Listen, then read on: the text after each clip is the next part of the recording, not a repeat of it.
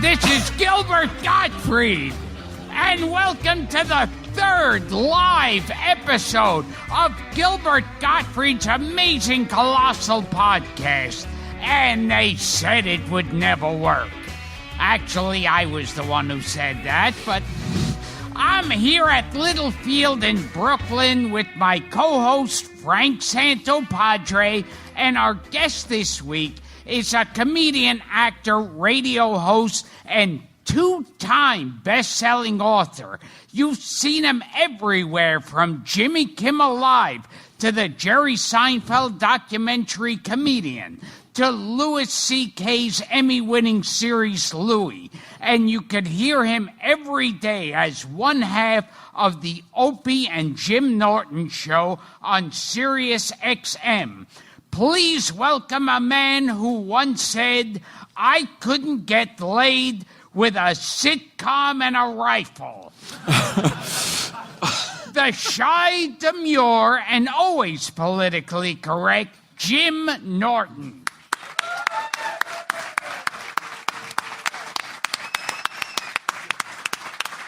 Thank you. Oh, how lovely. Can I start by saying what a delight it is to be here? And it's funny you mentioned Seinfeld's Comedian. I was in that for about a half a second because Jerry shot that at the Comedy Cellar, and I'm only in the credits because one time he's talking to Sherrod Small in the hallway, and I happen to be in the background. You can catch me. I'm probably a half a second on film, but Jerry didn't interview me. Yeah, well, that was your most powerful appearance. I felt it launched me. Yeah. I would get recognized at airports. People like this look at me real quick. Hey, wasn't that you that I saw? Now, I've been reading some of these notes, and they more than bother me. Yes. When it's too disgusting for me, it's saying a lot. What is Monster Rain? We're starting there, huh? Yeah. It was a game. It was the name of my HBO special in 2007. It was a game I would play as a young kid when I was 6 or 7. My friends and I would be in Edison, New Jersey, and one of us would yell "Monster Rain," and we would pretend that there was like monster rain falling down. So to get away from the monster rain, we would hide under a porch, and then while we were under the porch, we would suck each other's dicks.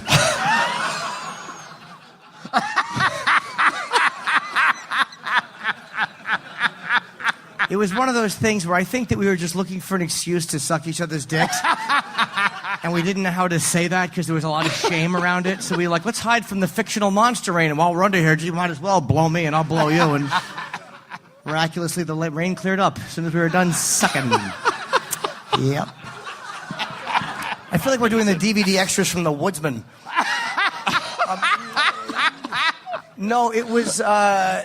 I didn't even get erections at that age. No? No. A problem that has persisted throughout my life. No, it was, it felt really good, but I didn't get hard.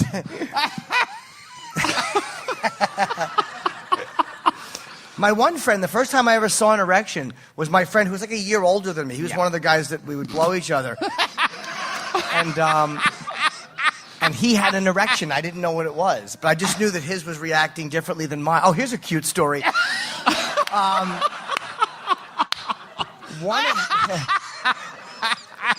My one neighbor around the corner, around the street, used to make me blow him. I think that he was a bully. I was scared of him. Was this the the Devil's Creek?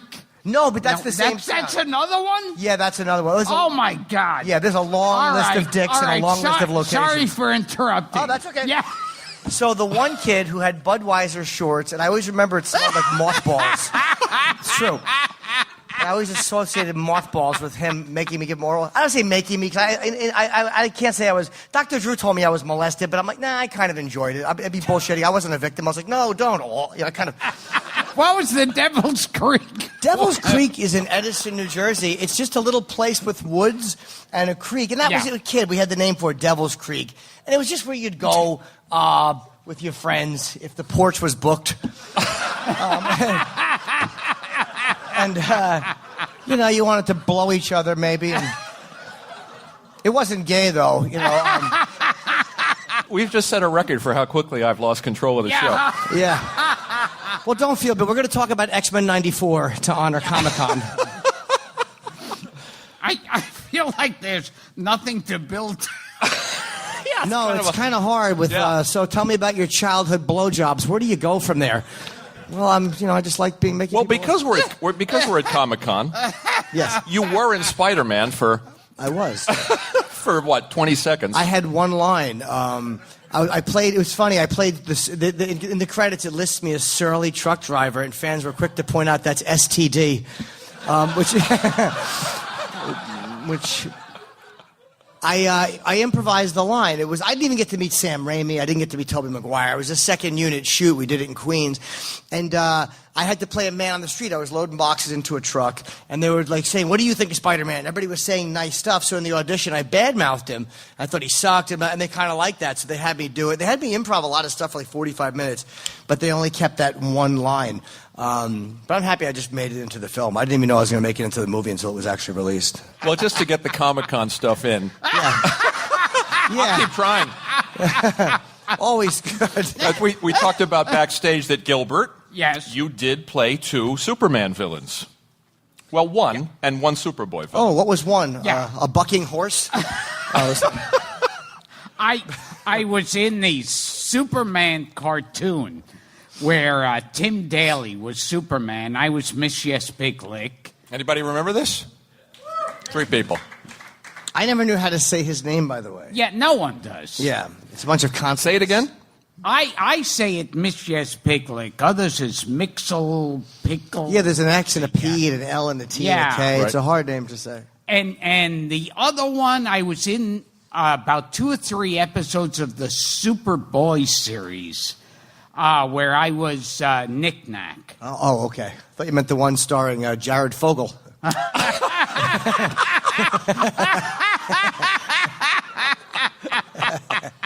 This is a good thing to ask you about. You guys did a show last week together. Yes. How many people heard Jim and Gilbert on the Jim and Opie show? Thank you, you two in the first row. Yeah. They were the only people. And you guys were talking about Mom's Mabley. Yes, we were. How's that for a turn? Well, it was odd. I never expected to talk about Mom's Mabley with Gilbert Godfrey for 20 minutes, but it was quite funny, and you did quite the impression of her. She was this old black comedian who would show up, usually on the Merv Griffin show, in like tattered clothes and a big hat, and she'd go, "Hello, Merv. Hello, awful creature." And she would sing, I remember. Yeah. She famously sang Abraham, Martin, and John. Oh, yeah, that was her big hit. Oh, well, a big hit they let her sing it on the Merv Griffin show. Anybody here see my old friend Martin? And then it was Abraham and John. It was all these people that have been shot to death. It was a fun song. Yeah. Does anybody remember Mom's Mabley? Good. 2 people, 4 people. All right. Whoopi Goldberg did a great documentary on her. She produced it. She It was did. very interesting. Indeed, she did. And if she wasn't filthy, you always thought of her as a dirty comic. Like, Mom's was dirty, but she was only like double entendre dirty and like a wink dirty. It wasn't dirty like by what we talk about today. Like, not the first 10 minutes of this podcast. Yes, like Gilbert. You ever suck a dick when you were 5? It wasn't. Gil, what was Shamus of Tell us about Monster Rain. what was Shamus of the Shul, which you were talking about on the show? This was one of Mom's Mabley's. The song only I remember. And this she sang, "Well, he couldn't read and he couldn't write, but he was nobody's fool. That's why he could never be the Shamus of the Shul." What does that mean, the Shamus of the Shul? I don't know, but I got emails from people saying, "Will Gilbert sing at the show?" So, of course he will. Because he does on every show. I wanted to cover that. He has a delightful voice. He should be singing. He does. She had no teeth, right, Mom's Mabley? No teeth. I hope not, because there's no excuse for talking like that if she did. That would be unacceptable if she had teeth. Oh, She was gay, too, I think, which I didn't know. Mom's Mabley? I believe so, yeah. Yeah, They said I was that. in shock. Yeah, I mean, yeah, fair enough. You seeing her like that, you probably shouldn't be shocked with that outfit. But it was like, wow, I guess, back then it was hard to be... but she was pretty out about it, too, they said. She wasn't shy. Not on stage, but I guess, backstage. Does Jim know? Jim listens to the show, but does he know about the Cesar Romero story, which recurs on this podcast? We talk about this We're getting every an applause episode. break, by the way. Thank you. Is that the glass coffee table? No, No. Danny Thomas. Oh, Yeah. okay. Totally different. Cesar Romero used to, he was, a big Latin lover and song and dance man in the movies, and most notably the Joker on the Batman series. And what he was into, according to legend, was he'd gather up his boy toys and he would drop his pants and underwear and they would fling orange wedges at his ass. Some say tangerine. That's the only argument I've had is what citrus fruit it was. No one ever argued, no, he didn't have fruit flung at his ass. It was just whether it was orange or tangerine. No one even said grape or anything. It was always a citrus Yes, fruit. yeah. Yeah, I've heard No that apples. I heard you talking about that one time, but I don't understand that fetish at all. I really don't. I mean, I'm a weirdo, and I don't get why you want orange peel thrown on your hiney. We asked Frankie Avalon, who worked with Cesar Romero in a movie called Skidoo, and he didn't deny it, interestingly. Had he heard it, or he just said, I can't deny that? He said, I can neither confirm or deny it. Lee Merriweather, who worked with Cesar in the Batman movie, she was a little more shocked Oh, really? by it. She said, Gilbert, you're very naughty. Did you talk about Burt Ward's dick? I heard Burt Ward had a giant famously. dick in Batman, and they had to wear 2 pairs of shorts to cover it. He wrote a book I heard about it. that story. Yeah. Yeah. He probably started that rumor. He did. You think so? That's a great rumor to have. Why, have you seen Burt Ward's dick, sir? I've seen Burt Ward's dick, and you, sir, are no Burt Ward's dick. Yeah.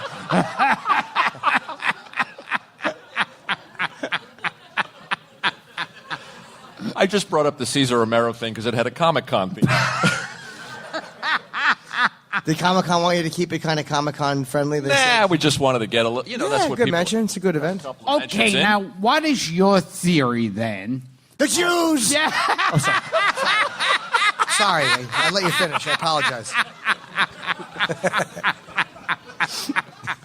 That's too easy an answer. Not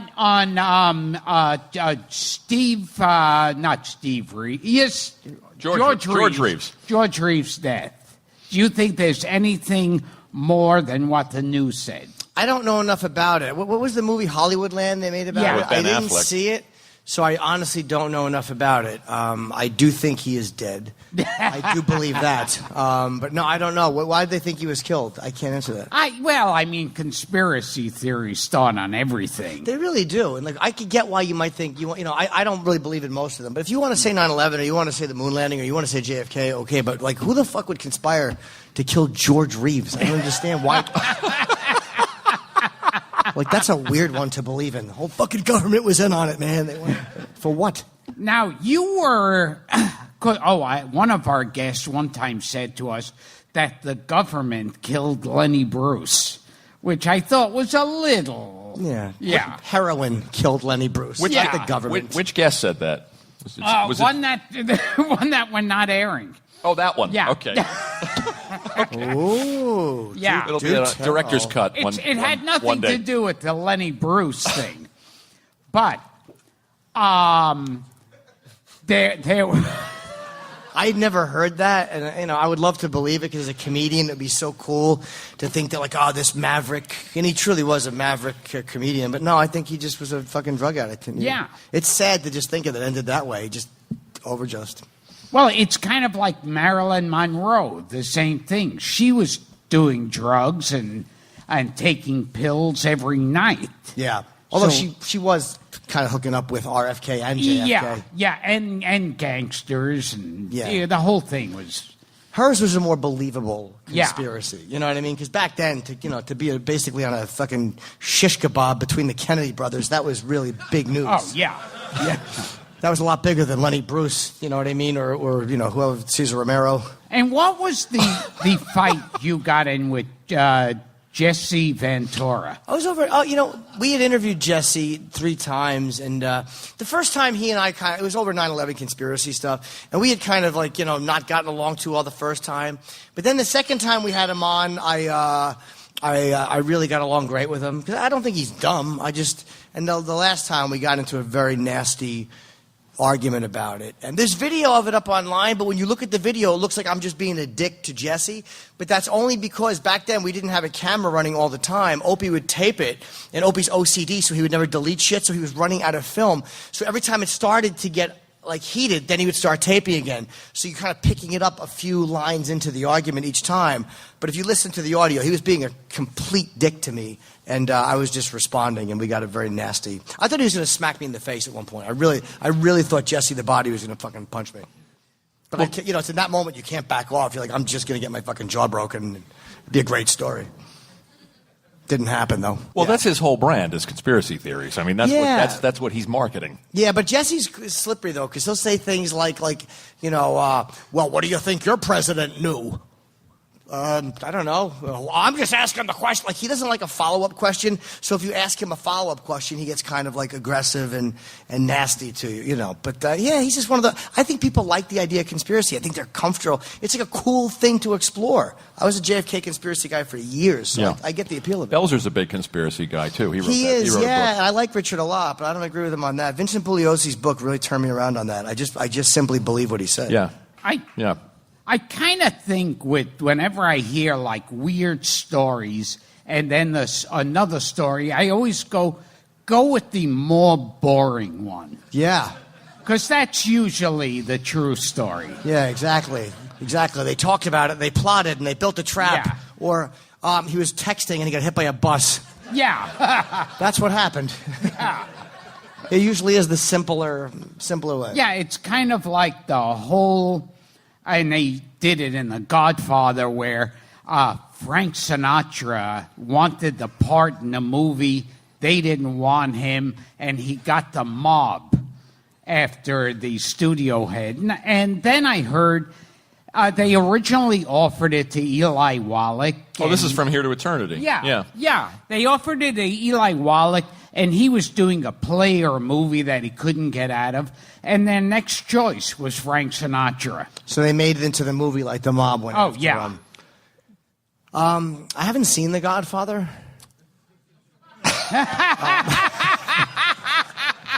Let's talk a little Godfather, because we had Johnny Russo on our show, who played How old Carlo is he Rizzi. now? He's got to be 50. He's in his 70s. He's in his 70s, but you should book him. I would love to interview him. You don't find the guys from The Godfather. We've interviewed Robert Duvall and James Caan, who were great. James Caan was fucking awesome, and I would love to interview anybody from that movie. But so many of them are dead now. This Abe Vigoda's still alive. Yeah, I guess still alive. Oh yeah, Talia Shire. Yeah. As I'm talking, I'm realizing they're all alive except for fucking Clemenza and Brando. The whole cast is doing well. Yeah. When did Al Pacino die? I should really shut my fucking face. And Luca's dead. Oh, he is Luca dead. Brazzi's dead. Yeah, he is dead. He was in The Jerk. I think he played Iron Balls McGinty. No, you know who played Iron Balls McGinty? Carl Gottlieb, who wrote the Jaws. He wrote Jaws. Oh, okay. Couldn't think of the name of it. But he was in that scene. He is. Okay, yeah. good. I think he also co-wrote The Jerk with Steve Martin. Who? Carl Gottlieb. Okay, but Yeah. Luca Brasi was in that scene? I don't know. Can someone Google that, please? I'm humiliated. You may have stumped me. I'm almost positive the guy who played Luca Brasi was in The Jerk. What was Khan like on the show? Khan was very interesting. He was a friend of mine, Rob Cullen, had done a show with him, so he kind of told him that he was like Rob was the showrunner, and he told James that he and I were good friends. So he came on. He was very, very nice. He has a lot of energy. He's just a fucking guy. He's one of those guys who'll just talk about anything, and he doesn't give a shit because he's fucking James Caan, and he knows he's James Caan. So he's awesome. He's not afraid to talk about anything. With James Caan, when he split up with his wife, to get over his broken heart, he moved into the Playboy Mansion. Right. And I heard that, so he was living there for, I think, like at least a year. And he used to have his son. He'd sit in his room and he'd point to his son like, oh, that redhead over there by the pool. And, you know, she'll think he's really cute. And he'd go over and say, I'm James Caan's son, and he'd like to meet you. And that's his son was basically getting pussy for him. Well, I, for one, want to say that's no way to grieve a relationship. That's hiding from your feelings. I've never been to the Playboy Mansion. I know a girl who was a Playboy bunny, and she tried to get me invited, but I guess I don't have enough clout. They were like, no, we're booked. I was like, fucking humiliated. Bet you a lot of sex goes on there. I was there once, I think. You never told me that. You went to the Playboy Mansion? Yeah. What at happened? Some costume, nighttime whatever their parties are. And, I mean, they were painted naked girls. That I liked. But I went into the grotto, which I thought somebody said the grotto's over there, and I thought, oh, this is going to be Dante's Inferno. Yeah. And nothing was But going on. instead you got tired. Yeah. You woke up and Cosby was sucking your toes. Yeah. Yeah. And he was sucking my toes going, and you know,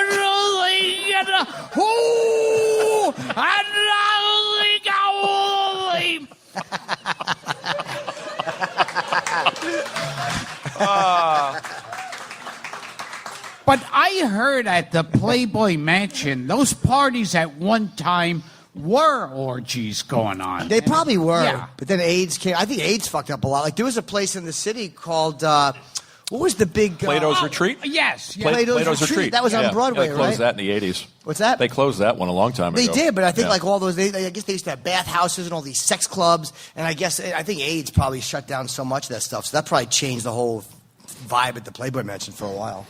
You're talking about the heyday of the Playboy, like the Robert Culp era. Oh, yeah. Yeah, with And the Nehru Sammy jackets. Davis Yeah, when they were doing Playboy After Dark. Oh, that Sellers. show. That show was great. Mom's Mabley was on that show, too. Oh, with yeah. Sammy She Davis was. on that fucking... Hello, you hefma. Jim, let's talk about a couple other movies that Eric Nagel, E-Rock, on the show, your producer, told me. So I'm not responsible. He told me you like these movies. Midnight Cowboy? I do. Anybody here seen Midnight Cowboy? Anything?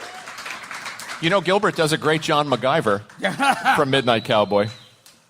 To have a strong back. You're gonna need it in this business, Joe Buck.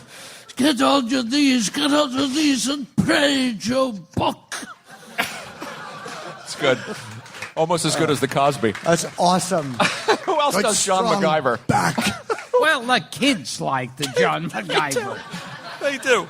And a Hollywood story was that they offered originally the part of Joe Buck to the actor John Philip Law. Who was that? He was from Barbarella. Yeah. Yeah. Handsome blonde guy back then. And he turned it down because he was offered a part in Skidoo. Back to Skidoo.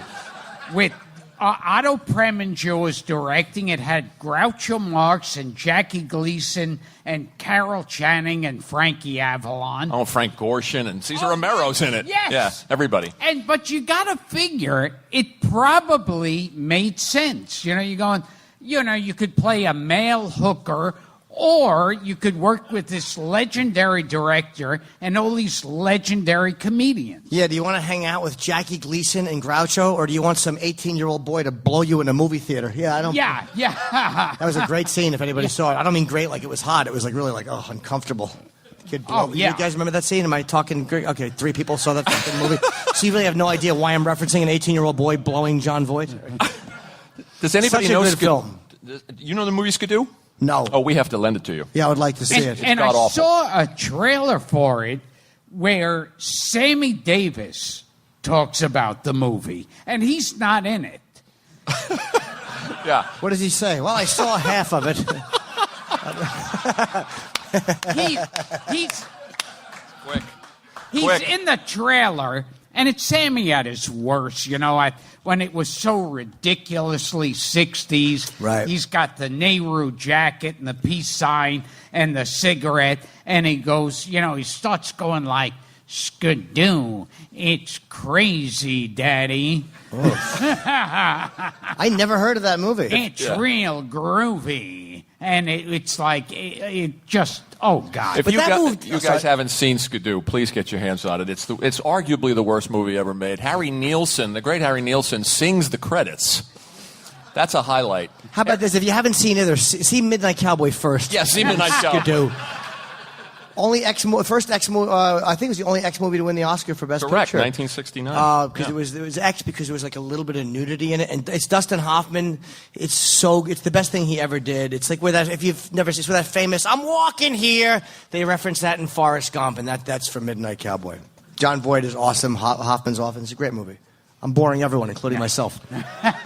Now, what about Kiss of Death? I heard you guys talking about it on the show with Richard Widmark. Yeah, you know where I first heard of that? It's if anyone saw Bad Boys with Sean Penn. There's a scene where they're all watching in Juvie Hall. It's a black and white film where a guy, this like laughing, like this psychopath, pushes an old lady down the steps in a wheelchair, and all the kids in the boys' home cheer. And that's from the movie Kiss of Death, where he plays like a real sociopath.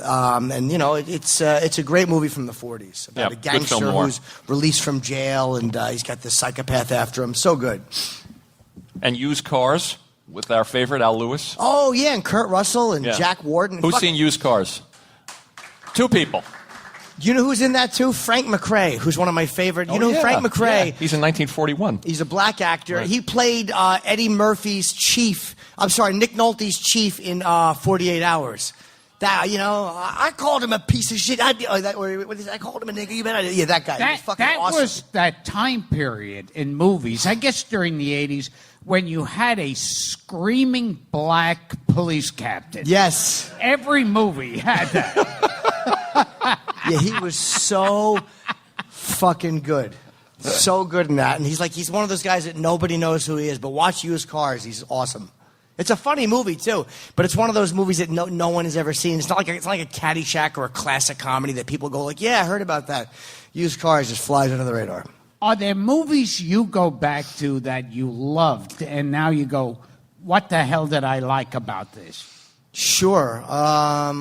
Comedy doesn't hold up as well, although that one does for me just because I enjoy the film so much.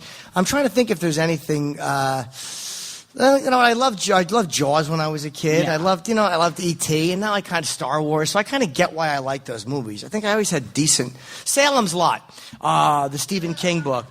I watch it. It doesn't hold up for me like it used to as far as being scary, but I still kind of get why it fucking frightened me as a boy. It was terrifying, right? Maybe. Who's the guy that was in that? He was always in the. David Soul. The guy who was in the Clint Eastwood movies. Oh, David Soul. Well, Starsky and Hutch. This is the chance. Don't give up on us, baby. Don't make the wrong seem right. The future isn't just one night. It's written in the moonlight. Yeah. Suspended on the stars. We can change ours. Don't give up on us, baby.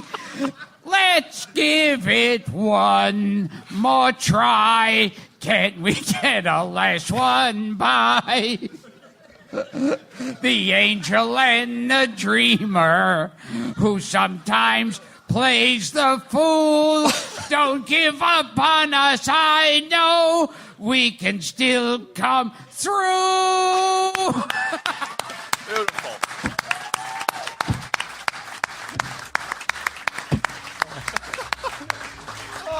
Oh, he's got a voice like an angel. You don't know how many requests we get for Gilbert to sing on each show. What about Cuckoo's Nest and The Shining? You're a big Nicholson guy. Yeah, I mean, just because I do a really good impression of him in my act. No, I'm kidding. That's it's like the hackiest thing. No, Cuckoo's Nest is probably. I think I prefer that to The Godfather. Really? Yeah, it might be my favorite movie of all time. I think it's the best movie. Godfather was great, but it doesn't make me cry. Yeah, Cuckoo's Nest is fucking just tragic. Great film. And The Shining?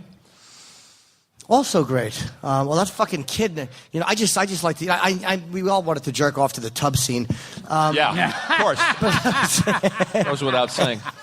But the kid, Danny Lloyd, never went anywhere. Like, you never saw him again in the movie. It's amazing how some people, who else never, got really famous? The guy, the 13-year-old kid who was in on Golden Pond. Oh, with yeah. Jane Fonda, Dabney Coleman, Katharine Hepburn, Henry Fonda. Yeah. And the 13-year-old, Billy, and he's co-starring in a triple Oscar winner, and then you never see him again. He might have done one other thing. It's weird, you get the right role at that age, and it might just ruin you. And in a movie like that, you figure him and particularly his parents were going, here he is, a movie, Henry Fonda, Katharine Hepburn, and Jane Fonda. I mean, how could you be anything but a major league star? Yeah, well, they said that they actually cut the scene that he said. There's one scene where, I don't know if you saw it, but where he fucks Katharine Hepburn on a rock. Not under a porch. Oh, put your dick in me. Here, now stick it in my ass. Here, let me play with your hairless balls. Don't go so hard, Billy. I'm going to drop the bologna sandwiches. Norm's going to see us and have a heart attack, Billy. Oh, God. But it's weird. I forget his Oh, name. Henry, you don't blow him. You're going senile. All of a sudden, I realized my Katharine Hepburn was turning into Paul Lynde. That's okay, Paul Lynde. I just want to do papas and suck a dick. That's all. I don't know what's happening to me. And speaking of Paul Lynde, thanks for the segue, Gil. Yeah. That's what he would do, poppers. He was a good boy. Yeah. Oh, my God. Yeah, there's a documentary about Paul Lynde and a tell-all book that you guys have to check out. You're a Paul Lynde fan. You were as a kid. Here's what I know about Paul Lynde. I remember he was obviously the center square for anybody over fucking 58. And I was pissed at him as a kid because I remember I'm a big Kiss fan from childhood. And the Paul Lynde Halloween special came on, and Kiss performed. This is probably like 1977 or 78. So they performed Detroit Rock City and King of the Nighttime World and Beth. But he kind of was snotty to them. Like, he made fun of Gene. I'll never forget that, being so fucking angry that this piece of shit was making fun. Like, he said something to Gene Simmons, like, why don't you go down in your elevator shoes? And the whole crowd laughed. I was like, fuck you. I heard, when I was on Hollywood Squares, one of the producers there also produced the original. And he said, during lunchtime, everybody would eat lunch together, and they would have fun, and they talk and joke with each other. All the guests got along. And Paul Lynde would be bombed out of his skull. And he was extremely anti-Semitic. And he would sit there and go, oh, those fucking Jews. They're the reason I don't have a career.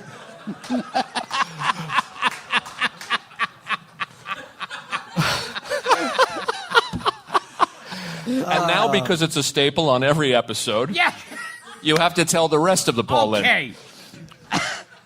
This is like Billy Joel doing Piano Man.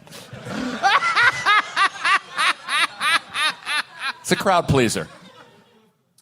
Paul Lynde. I heard it was some barn, but then I heard it was, what's his name, the game show guy? Peter Marshall. Peter Marshall. Yeah, we've heard 4 versions of it. Yeah, and I think Peter Marshall was with him, and they went into the dressing room of, I guess, the Solid Gold Dancers. Or the Gold Diggers. The Gold Digger. Yeah. Yeah, and they went in the dressing room, and Paul Lynde goes, this place smells like cunt. I think.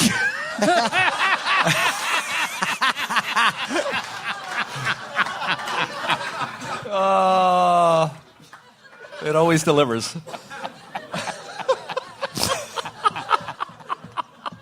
Had you heard that one, Jim? I had not, and I didn't. You're a lucky man. What a great tagline. I didn't see that coming at all. That's phenomenal.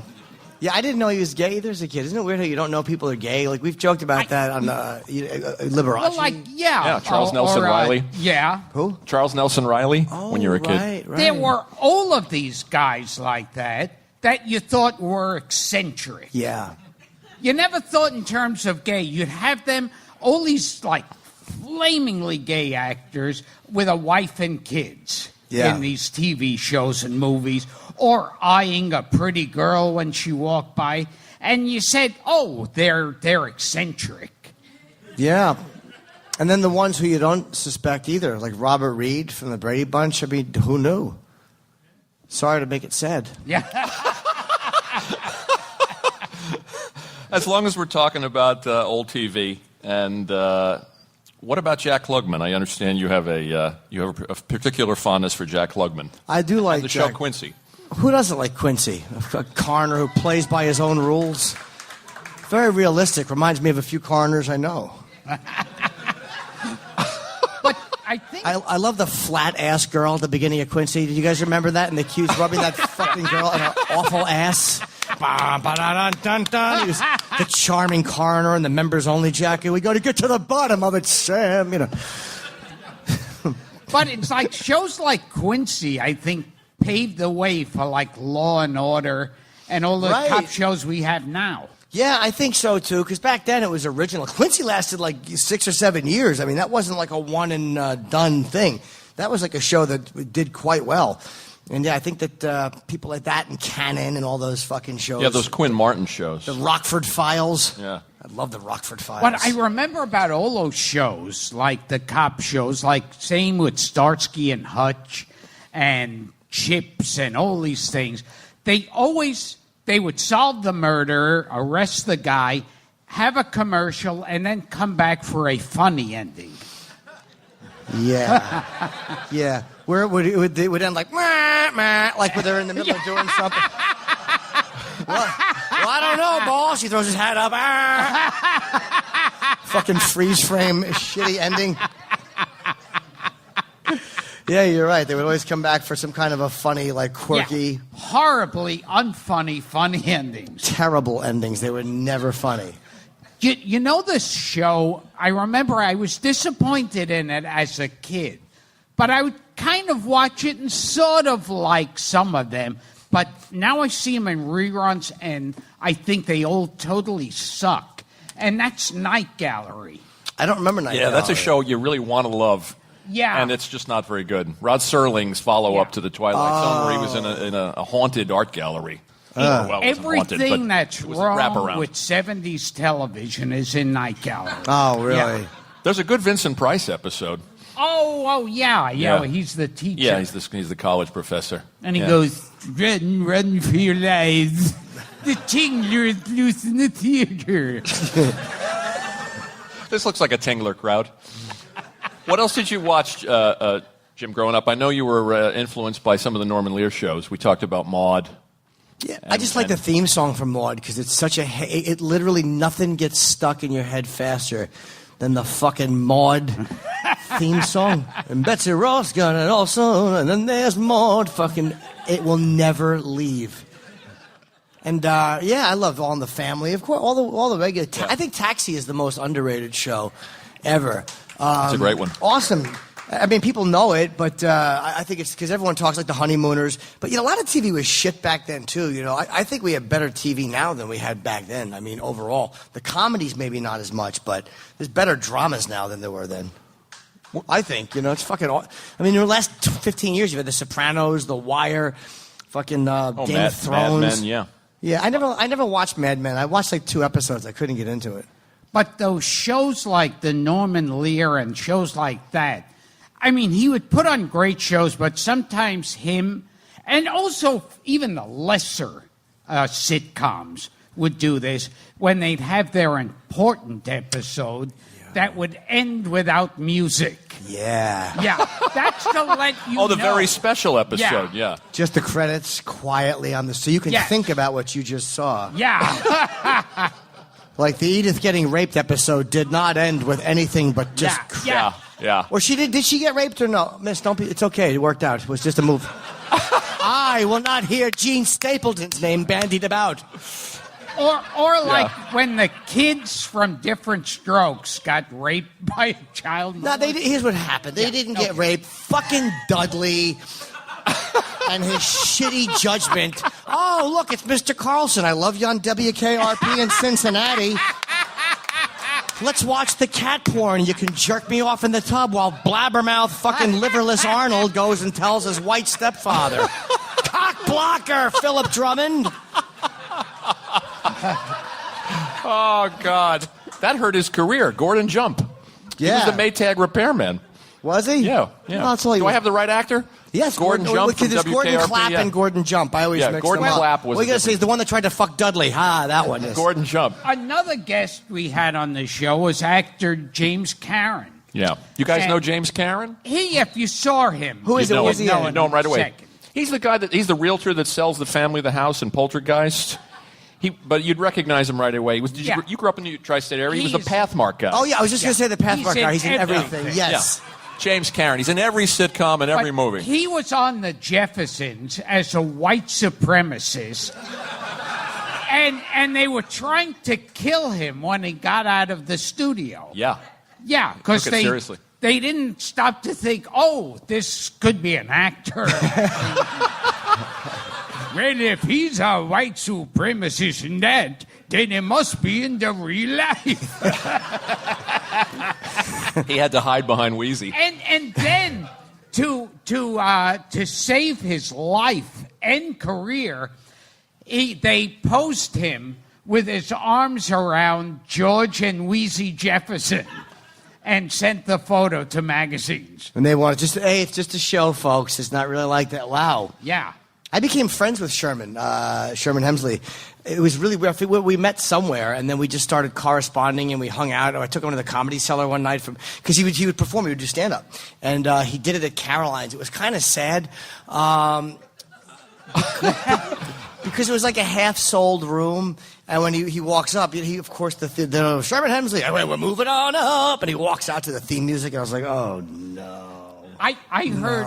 I once worked with a director who directed a bunch of Jefferson's episodes. And one time he said he went out to lunch outside the studio, and when he was walking back to the studio, a limo came by, and he hears Sherman Hemsley's voice go, hey, you need a ride back to the studio? And he goes, okay. And when they opened up the door, a smoke was billowing out because he was like there with smoking God knows what and doing hits and getting completely stoned, like freebasing and whatnot. And he goes, what? The director said, what are you doing this for now? We're shooting today. And Sherman Hemsley goes, I gotta kiss her twice in this episode.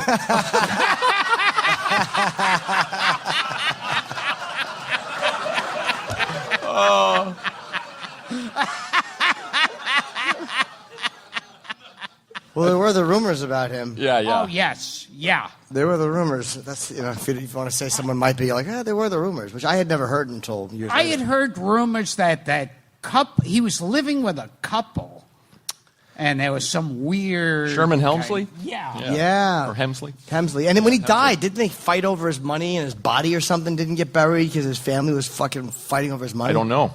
Got the Casey Kasem treatment, huh? Yeah, that's right, yeah. Speaking of 70s TV, you played the neighbor on Louis C.K.'s other cable series, Lucky Louie. Yes. You played Rich the on, neighbor. HBO. For people who remember it. Now, your performance, I have this right? Your performance was an homage to a certain beloved character actor? Right down to the sweater? Who were they saying it was? I'll tell you. Mr. Roper? Oh, no. Who told you that? E-Rock. Oh, E-Rock's a fat dope. No, I didn't pick the clothing. I wound up wearing the sweater. Yeah, if you didn't see it, Lucky Louie was a live audience sitcom that Louie did in 2006. And it was really weird when we shot 13 episodes, but the audience we shot in front of, none of them had ever seen the show because they didn't air until all of them were shot. So every week the crowd had no idea who any of us were. So they didn't understand our characters, but it was still a great thing to do. And he made the set look really shitty, like as far as he wanted it to look like a honeymooner's set. And he would scream at the wardrobe people if they tried to make his wife look too hot. He's like, I want to look like fucking real people. And the critics didn't like it. It got a lot of viewers. Like, we went up every week in views, but the critics didn't like it, so they canceled it after one season. One of the criticisms were the laughs were so good in the show that they thought that the laughs were being mixed in too loud. And I'll never forget reading that. And Louis didn't sweeten anything in that show. Like, if something fucking bombed or got like a ha, that's what stayed. We might do a second take, try a different line, but he did not sweeten anything in that show to make it better. Was it an attempt to do a little bit of Norman Lear to capture a little bit of that spirit of those 70s shows? Absolutely, yeah. He wanted it to feel like an old school show. He wanted it to feel kind of bare bones, regular people, not overly made up. I mean, that's how I got hired. And that's, you know what I mean? And that's why we had the clothes we had. And Rick Shapiro and a guy named Jerry Minor was in that, who was really, really fucking funny. And Laura Keitlinger, and I forget who played Jerry's wife, and the little girl was Kelly Gould, played Lucy. Emma Stone did an episode of that. That's where I met Emma Stone. She played like the other neighbor's, cunty screaming daughter, and she was great. You immediately knew she was going to be really, really famous. So I hit on her.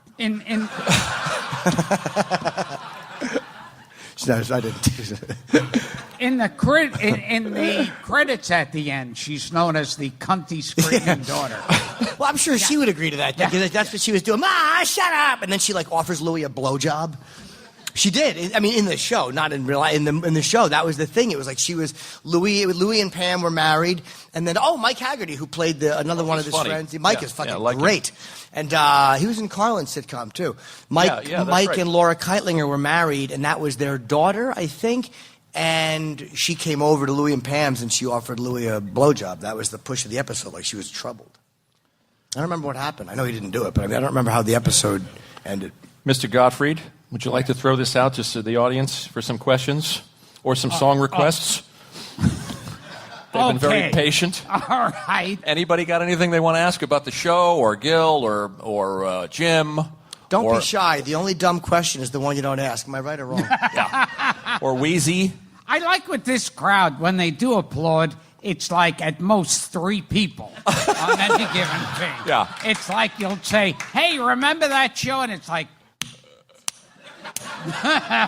We're asking it's not like we're saying, did you ever see E.T. with the whole crowd? It's always like, do you guys ever see that one episode of the Rockford Files where the... We dive pretty deep. Did we talk enough about Comic-Con, by the way? Yeah, no. Anybody got anything they want to ask us? Helps the show. Sir. Oh, he'll do it. Well, wait, let's start with this gentleman. Sir. Sure. Can you go to the bathroom? You mean without being mocked? Don't say anything funny. Or you could take a shit on him. I don't like that that's the thing they all clapped at together. What was that? We had a request here. Was it Georgie Jessel? Yes. One bright and shining light that caught me wrong from right, I found in my mother's eyes. Those fairy tales she told, the streets all paved with gold, I found in my mother's eyes. Just like a wandering sparrow, a lonely soul, I walked the straight and narrow till I reached my goal. One bright, undying light that taught me wrong from right, I found in my mother's eyes.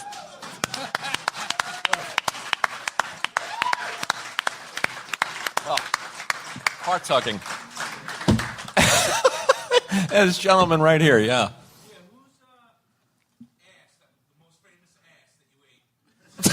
The most famous ass that I ate? I'm probably not to say because she's married to the president. No, I have not hooked up with many famous people at all. I guess Brie Olson, she's a porn girl, has the most famous ass I've ever eaten. I would have to say Brie Olson. Or Mia Isabella. She's a tranny porn star, but it's probably, I think Brie is more famous than Mia.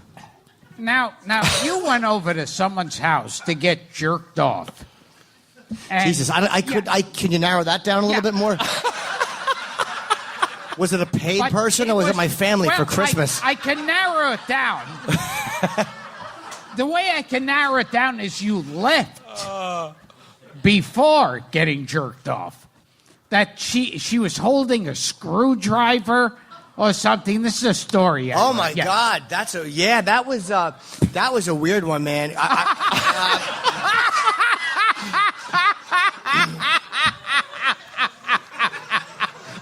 This was the weird one. I went to no, this one really scared me. I went to this. It was like a back page. This is years ago when the magazines were still good, and I was on Second. Like you'd open up like Screw magazine or whatever that had the sex ads, and it was on Second Avenue somewhere, like in the '90s or whatever. And it was just a massage ad, so I went over there, and the girl answered, and I had to use the bathroom. And it was like a railroad apartment. It was really fucking dark, and I had to use the bathroom, but there was like moldy water in the tub, and like all these Burger King wrappers and garbage in the tub, and there was fruit flies all over, and I'm like, there's something felt really, really wrong. And the apartment was very dark, and she and I were just sitting there, and she's like, you got the money? And I'm like, yeah. So I gave her the money, and then she went over to the door, and she communicated with somebody. And it was a really weird feel. Like, have you ever felt like you're being looked at? Because I couldn't see the back of the apartment. It was pitch black. And we're sitting there, and I just felt like there's somebody else is in this apartment. Like, we're not alone in this apartment. Something is going to happen. It was a terrible instinct premonition, and I got truly frightened, and I'm like, I have to go. I told her I didn't feel well, and she was holding a screwdriver in her hand. And I just left. And I guess if you're trying to rob somebody and they hand you their money and leave, you're like... But I remember I saw Colin Quinn that night. And I felt worse. If I could... No, but I remember talking to Colin about it, going, dude, something just happened. I was really shaking. It was like one of those weird moments you have in life where nothing terrible happened, but I knew something fucking horrible was about to happen. I think they were just going to rob me, but I left that place. Not a really funny story, but it's a true one. That's sex addiction. Not all smiles, folks.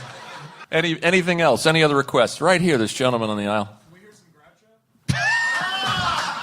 Groucho? You're talking about young Groucho? Young, vibrant Groucho? Or no, I didn't think so. Old Groucho. Usually we were filming the Night of the Opera. And back then, in my day, film was something where you take a camera and you would film something, and that was called filming. Now, they also had photographs, but the photographs didn't move. So if it looked like the photographs were moving, you would call them moving pictures, because the pictures were moving. And back then in my day, when a picture was something that was either a photograph or a drawing.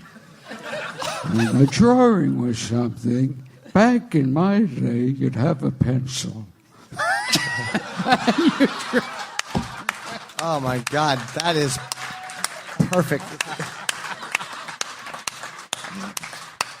Oh, God. That was that time period when he was going on like Dick Cavett and stuff, and it was like I was saddened and fascinated at the same time. Did you ever see Cosby interview him? Oh, yes. Yeah, Cosby did an interview with him in the 70s. And I remember Groucho saying in that interview, I feel like a little dizzy.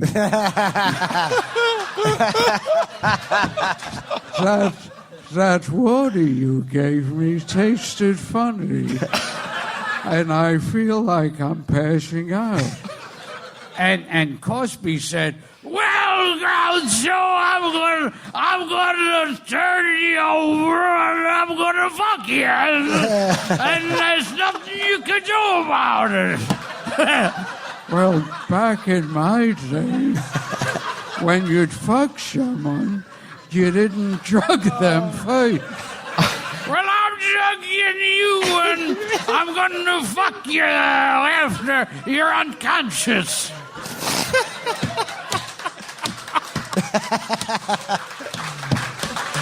Oh, let's try two more. There's somebody over here. And Groucho said, Well, back in my day, unconscious meant you weren't conscious.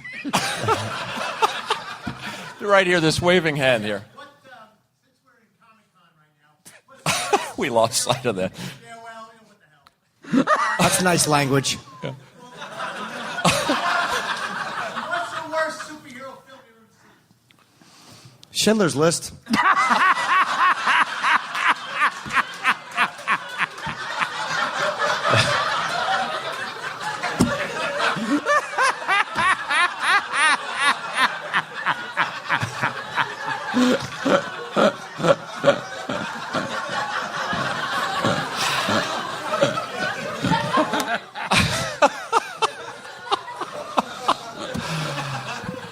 Anything else?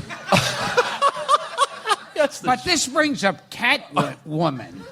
Do you remember that? Oh, Catwoman, that's a good- Catwoman. Yeah, Halle Berry? Not great. Wait, who was the Batman? That was that Mike? That wasn't Michael Keaton, or it was? What? Which Was one? Michael Keaton in that or no? No. No Batman in that Oh, one. she did her own movie. Yeah, as with Catwoman. Sharon Stone, yeah. Oh, Yeah, right. that was frighteningly bad. I don't remember it, to be honest with you. What was the one where they had Catwoman in the Batman? Michelle Pfeiffer. She was good. Yeah. Yeah. What's that? The what? Oh, the body was off. Oh, the volume. I don't remember. I did see it, but it's been. I apologize. As you're talking about volume, I'm like, what? Huh? But I remember. I remember liking her better in Scarface with her polluted womb than I did as the Catwoman. Last one. I'm sorry. I'd started with this fella. Gilbert, 23 years ago, we saw a set that you did, Jersey Shore. It was the funniest stand-up set I've ever seen in my life. And how come you've never been funny since then? Was I stoned at the time that I thought you actually had an act? Well, yes, but you did a bit, and the punchline was fat lady in a hula hoop. Do you remember? I still do that. Still does it. Yeah. Yeah. What makes you think he retired that? Yeah. One thing you got to know about me, I still go out there and say, "Hey, how many of you watch Bonanza?"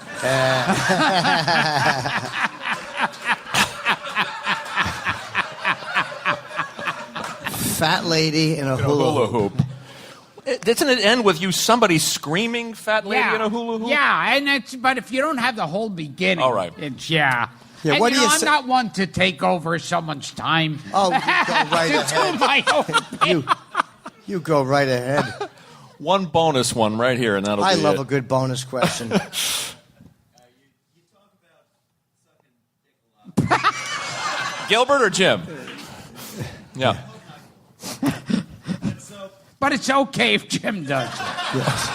I hope not Gilbert, but if Jim Norton likes to suck dick and get shit on, I'm fine with that. By the way, I didn't mean to talk about sucking dick. I should have just said holding it in my mouth for a while. I was holding it for a friend. So it was kind of like a breath lozenge. Yeah, I wasn't like moving. That'd be fucking gay.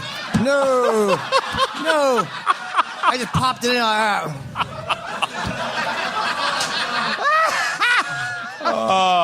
Was there a remainder to that question? Yes. I was going to ask, like, at what age did you learn that, like, oh shit, that's what gay is? Like, then did you stop, or did you then keep doing that? Well, now you have to realize, sir, there's still a lot of transgendered friends, and why should I be bigoted against them? So, yeah. What am I supposed to do? Just get blown and not return the favor? That would be discourteous.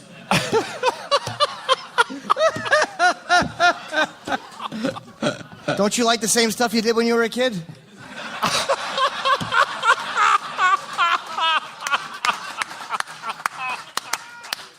That's why if I'm out with a trans girl, and I think I should suck her dick because I'm afraid of getting old. So if I deny what I liked when I was a kid, then I'm growing up. But if I'm like, you're still a boy at heart. Oh, you've gone long. Oh, God. Okay.